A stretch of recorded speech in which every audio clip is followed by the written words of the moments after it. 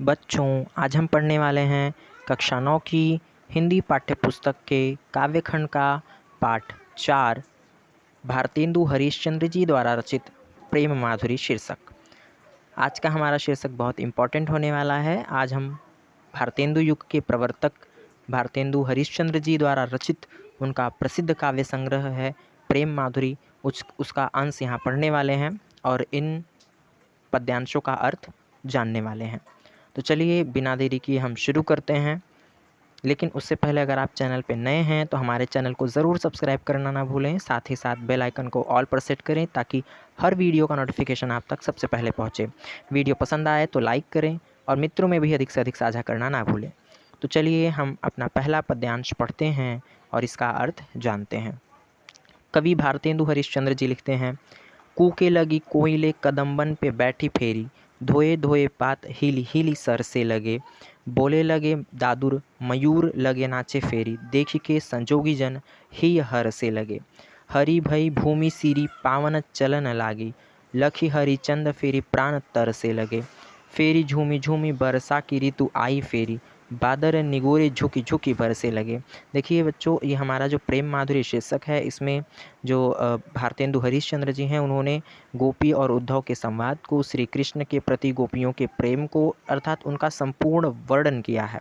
तो ये पद्यांश उस समय से है जब वर्षा ऋतु होती है और कृष्ण का स्मरण जो है गोपियों को आता है। तो वर्षा ऋतु में जैसा हम देखते हैं कि चारों तरफ हरियाली हरियाली है, तो वर्षा ऋतु में हमारे पर्यावरण में जो भी परिवर्तन दिखाई देता है उस परिवर्तन का चित्र यहाँ पर खींचा है भारतेंदु हरीशचंद्र जी ने। वो लिखते हैं, कूके लगी कोयले कदम्बन पे बैठी फेरी। कूके लगी अर्थात कूकने लगी या बोलने लगी, कोयले अर्थात कोयलें, कदम्बन पर बैठी फेरी अर्थात कदम्बन अर्थात कदम्ब का एक वृक्ष होता है, बैठी यानी बैठ के, फेरी यानी फिर से। कदम्बों के वृक्ष पर बैठकर कोयले फिर से कूकने लगी। फिर से देखेंगे इस लाइन का अर्थ, कूके लगी कोयले कदम्बन पे बैठी फेरी, कदम्ब के वृक्षों पर कोयलें फिर से बैठकर कूकने लगी। कब? जब वर्षा ऋतु होती है तब। धोए धोए पात, धोए धोए अर्थात धुले हुए, पात यानी पत्ते, हिल हिल यानी हिल हिल के, सरसे लगे यानी सरसराने लगे, अर्थात वर्षा ऋतु से के जल से, बारिश के पानी से धुले हुए पत्ते हिल हिल के सरसराने लगे। बोले लगे दादुर मयूर लगे नाचे फेरी, दादुर कहते हैं मेढक को, और मेढक बोलने लग गए, मयूर लगे नाचे फेरी, मयूर अर्थात मोर नाचने लग गए, फेरी यानी फिर से। मेढक बोलने लग गए और मोर फिर से नाचने लग गए हैं। देख के संजोगी जन ही हर से लगे, देख के अर्थात देख करके, संजोगी जन अर्थात प्रेमी लोगों को यानी प्रेमियों को देखकर हमारा हेय अर्थात हृदय हर्ष यानी हर्षित होने लगा है। कहती हैं गोपियाँ, हरी भई भूमि, भूमि हरी हो गई है, सीरी पावन चलन लागी, सीरी यानी कहते हैं शीतल, या हम कह सकते हैं सुगंधित, शीतल ठंडी, पवन यानी हवा, चलन लागी यानी चलने लगी है। हरी भई भूमि सीरी पवन चलन लागी, भूमि हरी हो गई है और ठंडी हवा चलने लगी है। लखी हरिचंद फेरी प्राण तर से लगे, लख यानी देखने के लिए, हरिचंद्र यानी हरिश्चंद्र जी को, अर्थात गोपियाँ कहती हैं कि श्री कृष्ण को देखने के लिए फेरी प्राण तर से लगे, हमारे प्राण फिर से तरसने लगे हैं। फेरी झूमी झूमी बरसा की ऋतु आई फेरी, फेरी यानी फिर से, झूमी झूम यानी झूम झूम के, बरखा अर्थात वर्षा की, ऋतु यानी ऋतु, आई फेरी यानी फिर से आ गई, फिर से झूम झूम के बारिश वर्षा ऋतु की मौसम आ गई है। बादल निगोरे झुक झुकी बरसे लगे, और जो बादल हैं निगोरे, निगोरे ब्रज भाषा की एक गाली होती है, तो निगोरे शब्द के लिए हम निगोड़े यहाँ कहेंगे कि जो बादल निगोड़े हैं वह झुक झुक के फिर से बरसने लगे हैं। गोपियाँ एक दूसरे से कह रही हैं, वर्षा ऋतु के समय में जो भी परिवर्तन होता है, कोयल कदम्ब के वृक्षों पर बैठकर बोलने लगती है और तमाम जो मेढक बोलने लगते हैं, मोर नाचने लगते हैं, चारों ओर हरियाली छा जाती है, उसी का वर्णन किया है इसमें। एक बार फिर से इसको समझते हैं। कूके लगी कोयले कदम्बन पे बैठी फेरी, गोपियाँ कहती हैं कि कोयलें कदम्ब के वृक्षों पर बैठकर फिर से कूकने लगी हैं। धोए धोए पात हिल हिली सर से लगे, और वर्षा के जल से धुले हुए पत्ते हिल हिल के सरसराने लगे हैं। बोले लगे दादुर मयूर लगे नाचे फेरी, मेढक फिर से बोलने लगे हैं और मोर फिर से नाचने लगे हैं। देखी के संजोगी जन ही हर से लगे, और प्रेमी लोगों को देखकर हमारा हृदय हर्षित होने लगा है। हरी भई भूमि सिरी पवन चलन लागी, धरती हरी हो गई है, भूमि हरी हो गई है और शीतल पवन चलने लग गई है। लखी हरिचंद्र फेरी प्राण तरसे लगे, और हरिचंद्र अर्थात श्री कृष्ण को लखने अर्थात देखने के लिए फिर यानी फिर से हमारे प्राण तरसने लगे हैं कि श्री कृष्ण को हम फिर से देख लें। फेरी झूमी झूमी वर्षा की ऋतु आई फेरी, और फिर से झूम झूम के वर्षा ऋतु का मौसम आ गया है। बादल निगोरे झुकी झुकी बरसने लगे, और ये जो बादल निगोड़े हैं वह झुक झुक के फिर से बरसने लगे हैं। तो बच्चों, ये हमारी कविता का पहला पद्यांश था। अगर आपको कहीं नहीं समझ में आया हो तो आप ज़रूर पूछ सकते हैं, कमेंट कर सकते हैं। चलेंगे हम दूसरे पद्य पे। पद्यांश नंबर 2 में लिखते हैं भारतेंदु हरिश्चंद्र जी, जिय पे जो होई अधिकार तो विचार कीजिए, लोक लाज भलो बुरो भले निर्धारिये, नैन श्रवण कर पग सबे पर बस भय, उते चली जात इन्हें कैसे के संहारिये, हरिचंद्र भई सब भांति सो पराई हम, इन्हें ज्ञान कही कहो कैसे के निबारिये, मन में रहे जो ताहि दीजिए बिसारी मन, आपे बसे जामे ताहि कैसे के बिसारिये। पद्यांश नंबर 2 में जो गोपियाँ हैं, देखिए जब उद्धव ने गोपियों को ज्ञान का उपदेश दिया था, तो जो गोपियां हैं वह उद्धव के दिए हुए ज्ञान के उपदेश के बदले में उनसे प्रश्न करती हैं। जब उद्धव आए थे मथुरा से लौटकर, तो उन्होंने जो है ब्रज की तमाम गोपियों को ज्ञान का उपदेश दिया था कि आप श्री कृष्ण को मत याद कीजिए, आप ब्रह्म की जो है का योग कीजिए, ब्रह्म की साधना कीजिए, आपको कृष्ण स्वयं मिल जाएंगे। तो गोपियाँ श्री कृष्ण के यानी उद्धव के इस ज्ञान का जो है उत्तर दे रही हैं। कहती हैं गोपियाँ कि जिय पे जो होई अधिकार तो विचार कीजिए, अर्थात जिय अर्थात हृदय, पय अर्थात पर, यदि हृदय पर जो यानी यदि होई यानी हो, अधिकार यानी अधिकार, तो विचार कीजिए, तो विचार भी करें कि हे उद्धव, यदि हमारे हृदय पर हमारा अधिकार हो तो हम विचार करें योग साधना के लिए, कि जिस योग साधना को आप करने के लिए कह रहे हैं वह तो तभी किया जा सकता है ना कि जब हमारे हृदय पर हमारा अधिकार हो। तो जिय पे जो होई अधिकार, हमारे हृदय पर जो हमारा अधिकार हो तो हम विचार करें। भलो लोक लाज भलो बुलो भरे निर्धारिये, आप भले ही लोक लाज भरा बुरा तब ना हम निर्धारिये अर्थात निर्धारण करें, यानी कि लोक लज्जा भला और बुरा क्या है हम तब निर्धारण करें कि जब हमारे हृदय पर हमारा अधिकार हो। हमारे हृदय पर तो हमारा अधिकार ही नहीं है, तो हम लोक लाज भला बुरा हम कैसे निर्धारित करें उसको। कहती हैं गोपियाँ उद्धव जी से, नैन श्रवण कर पग सब पर बस भय, नैन कहते हैं नेत्रों को, श्रवण कहते हैं कानों को, कर कहते हैं हाथों को, पग यानी पैर को, कि हमारे नेत्र, हमारे कान, हमारे हाथ और पग अर्थात पैर, सबय यानी हम संपूर्ण रूप से पर बस भय, पर यानी दूसरे के वश, बस यानी वश में, भय यानी हो गए। हमारे नेत्र, कान, हाथ, पैर सभी चीज़ें दूसरे के वश में हो गई हैं, अर्थात श्री कृष्ण के वश में हो गई हैं हम। उते चली जात इन्हें कैसे के संहारिये, उते यानी वहीं पर, चली जाती यानी चली जाती हैं, वहीं चली जाती हैं जहाँ श्री कृष्ण हैं, इन्हें कैसे के संहारिये, इन्हें हम भला किस प्रकार से संभालें। हरिचंद भई सब भांति सो पर आई हम, यहाँ हम कवि के लिए कहेंगे कि कवि के लिए भी कह सकते हैं आप, और आप कृष्ण के लिए भी कह सकते हैं कि हरिचंद भई सब भांति सो पराई हम, कि हम श्री कृष्ण के लिए सब भांति से पराई हो गई हैं, हम तो श्री कृष्ण से के लिए सब भांति सभी प्रकार से पराई हो गई हैं। इन्हें ज्ञान कही कहो कैसे के निबारिये, हे उद्धव इन्हें ज्ञान दे के बताओ हम कैसे निबारें।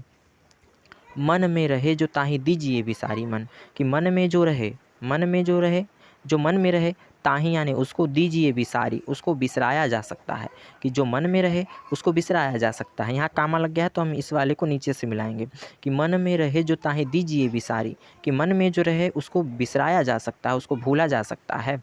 मन आपे बसे जामे, कि मन ही अपने आप ही, आप यानी स्वयं ही, बसे जामे यानी बसे यानी निवास करे, जामे यानी जिसमें, मन अपने आप ही, मन स्वयं ही जिसमें निवास करे, ताही कैसे के बिसारिये, उसको कैसे भुला सकते हैं। अर्थात मन में जो हो उसको तो भुलाया जा सकता है, परंतु मन ही जिसमें समर्पित हो गया हो, मन ही जिसमें बस गया हो, उसको हम कैसे भुला सकते हैं।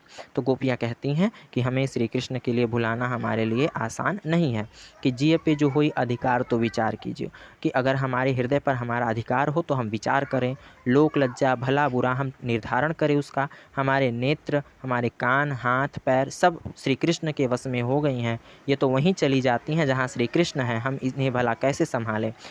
गोपियाँ कहती हैं उद्धव जी से कि हे उद्धव, हम तो श्री कृष्ण के लिए सभी भांति से पराई हो गई हैं, तो हम ज्ञान के द्वारा कैसे निवारें अपने आप को, स्वयं को। और जो हमारे मन में हो उसको तो हम भुला सकती हैं, परंतु मन ही जिसमें समा जाए उसको कैसे भुलाया जा सकता है। आई होप बच्चों आपको समझ में आ रहा होगा। हम अपने तीसरे पद्यांश पे चलेंगे, तीसरे पद्यांश को पढ़ेंगे और उसका अर्थ जानेंगे। पद्यांश नंबर 3 में भारतेंदु हरिश्चंद्र जी लिखते हैं, यह संग में लागी ये डोले सदा, बिनु देखे न धीरज आनती हैं। छिनहु जो वियोग परे हरिचंद, तो चाल प्रलय की सुठानती हैं। बरुनी में थिरे न झपे उझपे, पल में न समाई बो जानती हैं। पिय प्यारे तिहारे निहारे बिना, अखिया दुखिया नहीं मानती हैं। इस पद्यांश में भी गोपियों ने जो है अपने वियोग का वर्णन किया है। गोपियाँ अपने दुख का वर्णन करते हुए कहती हैं कि अपने नेत्रों का वर्णन किया है। कहती हैं कि जो हमारे नेत्र हैं उन नेत्रों का आश्रय लिया है। कहती हैं, यह संग में लागी ये डोले सदा, ये जो हमारे नेत्र हैं यह हमारे संग में अर्थात साथ में लागी है यानी लगे हुए, डोले सदा सदैव डोलती रहती हैं अर्थात चारों ओर देखती रहती हैं। यह संग में लागी ये डोले सदा, गोपियाँ कहती हैं कि हमारी जो नेत्र हैं यह हमारे संग में लगी हुई सदैव डोलती रहती हैं, सदैव देखती रहती हैं। बिन देखे न धीरज आनती हैं, और बिना देखे यानी जब तक श्री कृष्ण को न देख लें, धीरज आनती हैं, धैर्य इनमें नहीं आता। हमारे नेत्रों में जब तक यह श्री कृष्ण को न देख लें तब तक इनमें धैर्य आता ही नहीं, ये हमारे साथ लगी हुई डोलती रहती हैं। कहती हैं गोपियाँ, छिनहु जो वियोग परे हरिचंद, छिनहु अर्थात क्षण भर के लिए, जो वियोग परे हरिचंद, यदि श्री कृष्ण के लिए क्षण भर के लिए अर्थात श्री कृष्ण से क्षण भर के लिए यदि हमें वियोग पड़ जाए तो चाल प्रलय की सुठानती हैं, तो प्रलय की चाल चलने लगती हैं। प्रलय अर्थात प्रलय की वर्षा करने लगती हैं, रोने लगती हैं हमारी नेत्रें। जब भी क्षण भर के लिए श्री कृष्ण से वियोग हम पर पड़ता है तो प्रलय की चाल ठान लेती हैं अर्थात प्रलय के अश्रु रोने लगती हैं। बरुनी में थरे न झपे उझपे, बरुनी कहते हैं बरौनी को, कि ये जो बरौनी में थिरे अर्थात स्थिर रहना, कि हमारी जो आँखें हैं वह बरौनी में स्थिर नहीं रहती, झपें उझपे और नहीं उझकती हैं। पल में न समाई वो जानती हैं, और पलकों में समाना नहीं जानती हैं। कहती हैं गोपियाँ की बरुनी में थिरे न झपें उझपे, जो हमारे नेत्र हैं वह बरौनी में स्थिर नहीं रहती हैं, उझपती नहीं हैं और न पलकों में समाना जानती हैं। क्यों? क्योंकि प्रिय प्यारे तिहारे निहारे बिना, प्रिय प्यारे श्री कृष्ण को, तिहारे यानी तुम्हें, निहारे अर्थात देखे, बिना अर्थात बिना, प्रिय प्यारे श्री कृष्ण को देखे बिना आँखियाँ दुखियाँ नहीं मानती हैं, हमारी दुखियाँ आँखें नहीं मानती हैं। पद्यांश नंबर 4 में भारतेंदु हरिश्चंद्र जी लिखते हैं, पहिले बहुभांति भरोसो दयो, अबहीं हम लाई मिलावती हैं। हरिचंद भरोसो रही उनके, सखियाँ जो हमारी कहावती हैं। अब वे जुदा हो रही हमसो, उल्टो मिलके समझावती हैं। पहिले तो लगाई के आग अरी, जल को अब आप ही धावती हैं। जो गोपियाँ हैं वह कहती हैं, एक दूसरे से बात करती हुई कहती हैं, पहले बहुभांति भरोसो दियो, कि हे सखी पहले तो बहुभांति बहुत प्रकार से भरोसो दियो, हमें भरोसा दिया। अब ही हम लाई मिलावती हैं, कि अभी हम ला करके, अभी हम लाई अर्थात ला करके, मिलावती अर्थात भेंट करवाती हैं, कि पहले तो बहुत विधियों से बहुत प्रकार से हमें भरोसा दिया कि हम अभी ला करके तुम्हें श्री कृष्ण से मिलाती हैं। हरिचंद भरोसो रही उनके, भारतेंदु हरिश्चंद्र जी लिखते हैं कि गोपियाँ कहती हैं कि हम भरोसे रहीं उनकी, हम उनकी भरोसे हो गई। सखियाँ जो हमारी कहावती हैं, जो हमारी सखियाँ कहलाती थीं, हम उन सखियों के भरोसे रह गए कि जो हमें कहती थीं कि अभी हम तुम्हें लाकर श्री कृष्ण से मिलवाते हैं, हम उन सखियों के भरोसे रह गई। अब वेई जुदा हो रही हमसो, अब वही सखियाँ, वेई अर्थात वही सखियाँ, जुदा हो रही हमसो, हमसे जुदा हो रही हैं, हमसे अलग हो रही हैं। अब वही सखियाँ हमसे अलग हो रही हैं और अलग होते हुए उल्टो मिल के समझावते हैं, उल्टा हमको समझा रही हैं। कि वही सखियाँ जिन्होंने हमें श्री कृष्ण से मिलाने का वचन दिया था, अब वही सखियाँ हमसे जुदा हो रही हैं और उल्टा मिल करके हमको समझा रही हैं। कि अब गोपियाँ कहती हैं, पहले तो लगाए कि आग अरी, कि हे सखी पहले तो तुमने श्री कृष्ण के प्रेम की अग्नि लगा दी, आग अर्थात अग्नि, अरी अर्थात सखी, कि हे सखी पहले तो तुमने श्री कृष्ण के प्रेम की अग्नि लगा दी, जल को अब आप ही धावती हैं, और अब स्वयं ही आप ही अर्थात स्वयं ही जल के लिए धावती अर्थात दौड़ रही हैं। कि पहले तो श्री कृष्ण की प्रेम की अग्नि लगाई, अब स्वयं ही जल के लिए दौड़ रही हो। तो पहले तो तुमने बहुत ही विधियों से, बहुत प्रकार से हमें भरोसा दिया कि हम अभी श्री कृष्ण से लाकर तुम्हें मिलवाती हैं। फिर जब हम उन सखियों के भरोसे रह गईं, तो अब जो है वही सखियाँ जो है, वे सखियाँ जिन्होंने हमें भरोसा दिया, अब वही सखियाँ हमसे जुदा हो रही हैं और उल्टा मिल कर के हमें समझाती हैं। और ठीक उसी प्रकार जैसे तो पहले प्रेम का आग लगा दी श्री कृष्ण की, और अब स्वयं ही जल के लिए दौड़ रही हैं। तो इस तरीके से हमारा पद्यांश नंबर 4 ख़त्म होता है बच्चों। पद्यांश नंबर 5 पे चलते हैं, उन पद्यांशों को पढ़ते हैं और उसका अर्थ जानते हैं।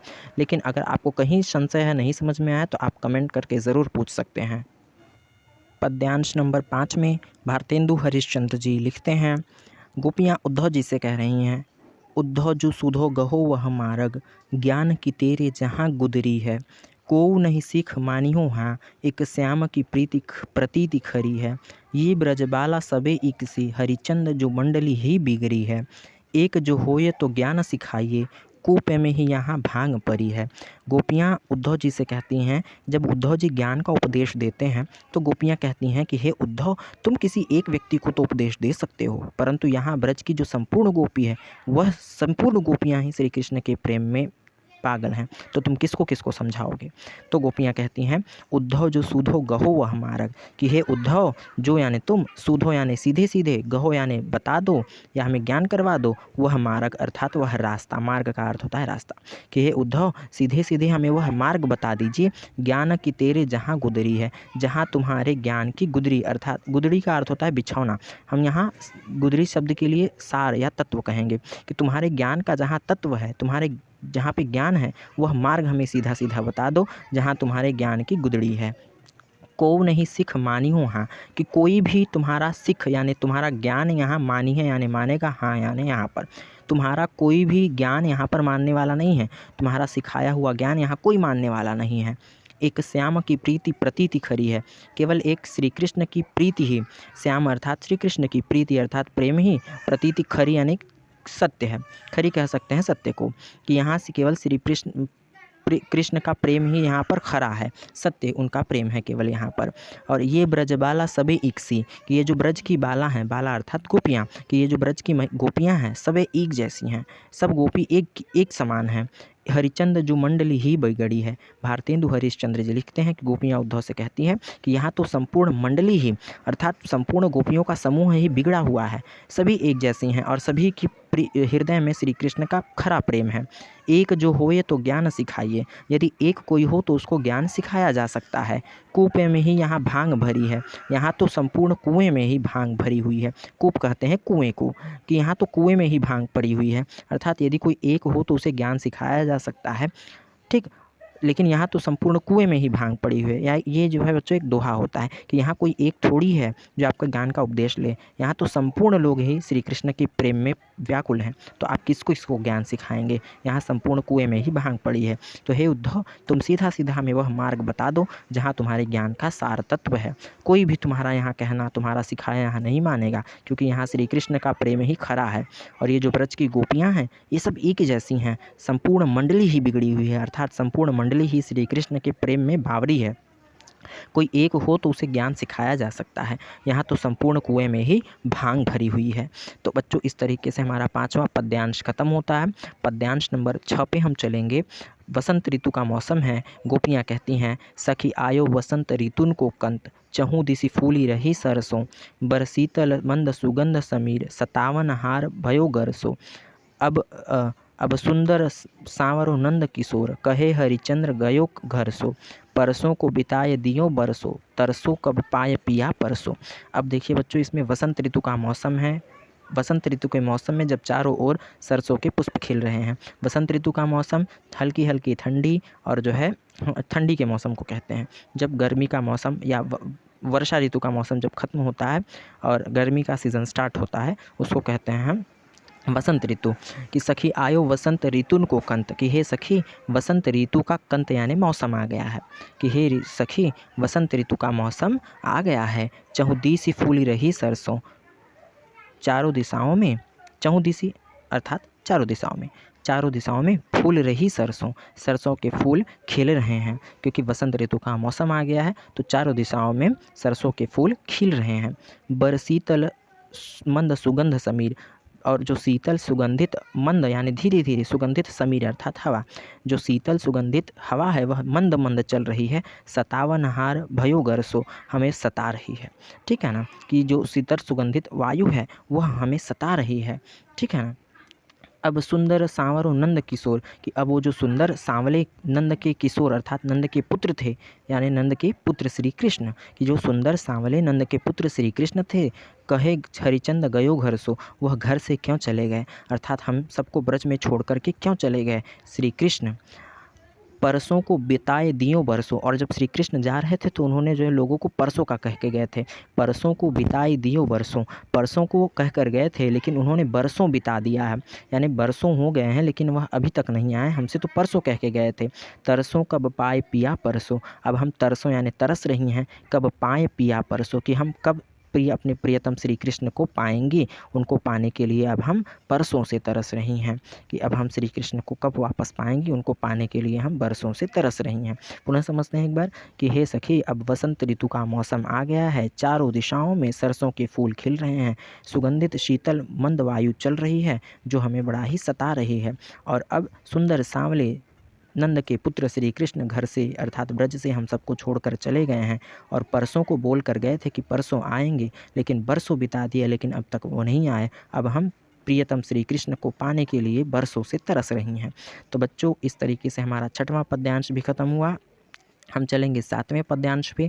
आप देख सकते होंगे कि नए सत्र की बुक में कुछ पद्यांश आगे पीछे करके दिए हुए हैं, लेकिन हैं वहीं, तो आप आगे पीछे करके पढ़ सकते हैं। अंतिम पद्यांश है हमारी पुस्तक का पद्यांश नंबर 7। गोपियाँ कहती हैं, इन दुखियान को न चैन सपने हूँ मिलो, तासु सदा व्याकुल विकल अकुलाएंगी, प्यारे हरिचंद को बीती जानी औधि प्राण, चाहत चले पहिए तो संग न समाएंगी, देखें एक बार हूँ न नैन भरी ते ही आते, जौन जौन लोक जय हैं तहाँ पछताएंगी, बिना प्राण प्यारे भय दर्श तुम्हारे हाय, मर हूँ पे ये आंखें खुली ही रह जाएंगी। गोपियाँ कहती हैं, इन दुखियन को न चैन सपने ही मिलो। गोपियाँ अपने आँखों का आश्रय लेती हैं, अपने नेत्रों के लिए कहती हैं कि इन दुखियान अर्थात दुखियाँ आँखों को, चैन अर्थात संतुष्टि या सुकून, सपने हूँ यानी सपने में भी मिलो यानी मिलेगा, हमारी इन दुखी आँखों को सपने में भी सुख नहीं मिलेगा, सपने में भी हमारे इन दुखी आँखों को चैन नहीं मिलेगा, क्योंकि जब तक हम श्री कृष्ण को नहीं देख लेती तब तक सपने में भी हमें सुख नहीं मिलेगा। तासो सदा व्याकुल, हमेशा सदैव से ही व्याकुल हैं, विकल अकुलाएंगी, बड़ी विकलता के साथ, अकुलाना अर्थात व्याकुल होना, कि हमारे जो नेत्र हैं वह सदैव तुम्हारे लिए व्याकुल और विकल रहेंगी। प्यारे हरिचंद जो की, प्यारे श्री कृष्ण जो की जो अवधि थी, जानी अवधि यानी उन्होंने जो अवधि ली थी वह अवधि तो बीत गई है, हमारे प्राण चाहत चले पर ये संग न समाएंगी, हमारे प्राण चाहते हैं कि अब यह चले जाएं, अर्थात प्राण तो चाहते हैं कि अब ये चले जाएं पर ये संग न समाएंगी, परंतु हमारे नेत्र जाना नहीं चाहते हैं क्योंकि उन्होंने अभी श्री कृष्ण को नहीं देखा है। पुनः से समझते हैं इन पंक्तियों को। प्यारे हरिचंद जो कि बीती जानी अवधि, प्यारे श्री कृष्ण की जो अवधि थी, अवधि अर्थात समय, वह बीत गई है, अब हमारे प्राण चले जाना चाहते हैं, परंतु ये हमारे नेत्र संग न समाएंगी, हमारे संग नहीं जाना चाहती हैं। देखे एक बारहूँ न नैन भरीते ही आते, देखे यानी देख लें, एक बार हूँ अर्थात एक बार ही, नैन भरीते ही आते यानी नैन भर अर्थात नेत्र भर के, यदि हम एक बार नैन भर के उन्हें ते ही यानी उन्हें अर्थात श्री कृष्ण को, कि अगर हम एक बार नेत्र भर के उन्हें श्री कृष्ण को नहीं देख लेंगे, जौन जौन लोक जय हैं तहाँ पछताएंगी, तो हम जिस में जौन जौन अर्थात जिस लोक जाएंगी वहाँ पछताएंगी, अर्थात मरने के बाद हम जो है जिस भी लोक में जाएंगे, स्वर्ग लोक या नर्क लोक, जिस भी लोक में जाएंगे वहाँ हम पछताएंगी कि मरने से पहले हमने एक बार श्री कृष्ण को नहीं देखा। कहती हैं गोपियाँ आगे, बिना प्राण प्यारे भय दरस तुम्हारे आए, कि हे प्राण प्यारे श्री कृष्ण, भय यानी हुए, दरस अर्थात दर्शन, तुम्हारे अर्थात तुम्हारे, कि हाय श्री कृष्ण तुम्हारे दर्शन हुए बिना, यानी प्राण को प्यारे लगने वाले श्री कृष्ण के दर्शन हुए बिना मरे हुए पे आँख ये खुली ही रह जाएंगी। हमारे मरने पर भी ये आँखें खुली ही रह जाएंगी कि मरे हुए पे अर्थात मरने पर भी हमारी ये जो आँखें हैं ये खुली की खुली ही रह जाएंगी, क्योंकि अगर हमने मरने से पहले तुम्हारे दर्शन नहीं किए तो हमारे नेत्र खुले के खुले रह जाएंगे। पुनः समझते हैं, गोपियाँ अपने आँखों का आश्रय लेती हैं और कहती हैं कि ये दुखियाँ आँखों को स्वप्न में भी चैन सुकून नहीं मिलता, सदा तुम्हें देखने के लिए व्याकुल अकुलाती रहती हैं। प्यारे श्री कृष्ण जी की जो अवधि थी जाने की वह बीत गई है और अब ये प्राण हमारे चले जाने चाहते हैं, लेकिन ये आँखें संग आना नहीं चाहती हैं। एक बार भी अगर हमने नैन भर के श्री कृष्ण को नहीं देखा तो मृत्यु के पश्चात मरने के बाद जिस जिस लोक में जाएंगी वहाँ वहाँ हम पछताएंगी, क्योंकि बिना प्यारे श्री कृष्ण के दर्शन हुए बिना यदि हम मर भी जाती हैं तो हमारी ये आँखें खुली की खुली ही रह जाएंगी। तो बच्चों, इस तरीके से हमारा आज का जो शीर्षक था भारतेंदु हरीशचंद्र जी द्वारा रचित उनके काव्य संग्रह प्रेम माधुरी से लिया गया हमारा शीर्षक प्रेम माधुरी। उसके 7 पद्यांश यहाँ पर दिए गए थे, कवित्व के थे, सवैये के थे, उसको हमने पढ़ा, इन सवैयों का अर्थ जाना है। तो आज के लिए बस इतना ही। अगर आपको 7 पद्यांश में से कहीं कोई पद्यांश नहीं समझ में आया है, कोई शब्द नहीं समझ में आया है, तो आप कमेंट कर सकते हैं। मैं प्रयास करूँगा कि आपके डाउट को क्लियर करूँ। तो आज के लिए बस इतना ही। मिलते हैं आपसे अगले चैप्टर पे। तब तक के लिए पढ़ते रहें, सुरक्षित रहें।